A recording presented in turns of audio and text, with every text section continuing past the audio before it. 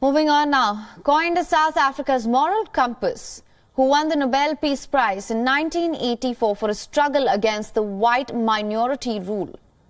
An anti-apartheid icon, Desmond Tutu, has died aged 90 in Cape Town. Tributes have started pouring in for anti-apartheid leader. South African President Cyril Ramaphosa acknowledged the mark Tutu left on the lives of 1 million people. That they truly love you, and so to love you.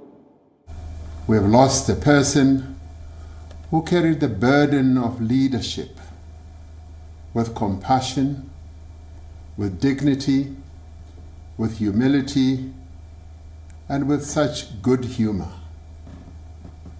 We are comforted in the knowledge that he has left an indelible mark in the lives of millions of people who had the privilege and honor of knowing him.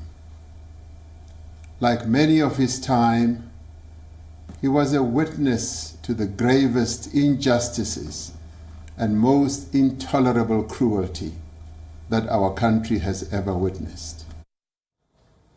UN Chief Antonio Guterres has said he was an inspiration to everyone around the world, adding that people will continue to draw strength from him and fight for a better world.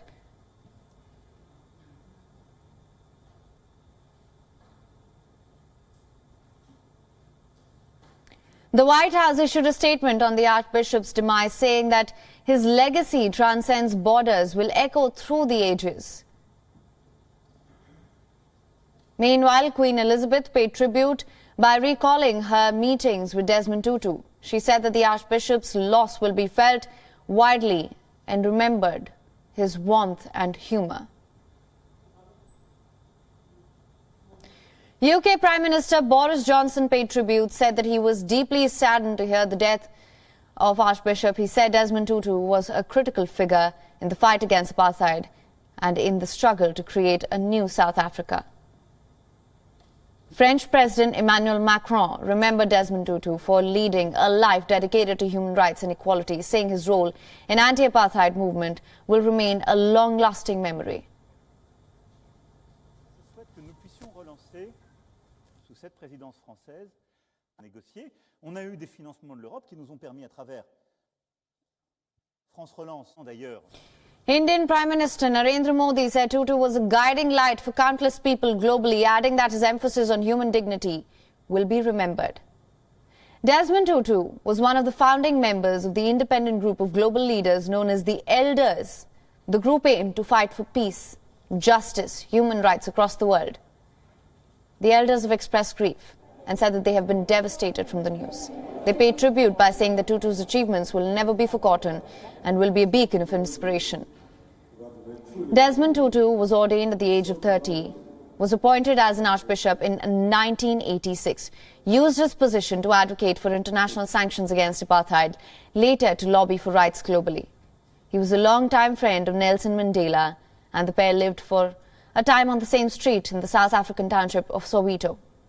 Tutu has spoken on a range of topics over the last 2 decades, which included Israel-Palestine conflict, LGBTQ rights, climate change. His demise has brought grief and shock to the nation. Nelson Mandela Foundation and several world leaders have come out to express their condolences. The anti-apartheid icon later reiterated in 1996 to lead a journey into South Africa's brutal past, chaired a Truth and Reconciliation Commission. For the next 30 months, this commission lifted the lid on the horrors of apartheid. However, Tutu was diagnosed with prostate cancer in 1997, was repeatedly hospitalized for treatment process. His public appearances have become increasingly scarce. And in one of his last days, Tutu made an appearance on wheelchair to get the COVID vaccine.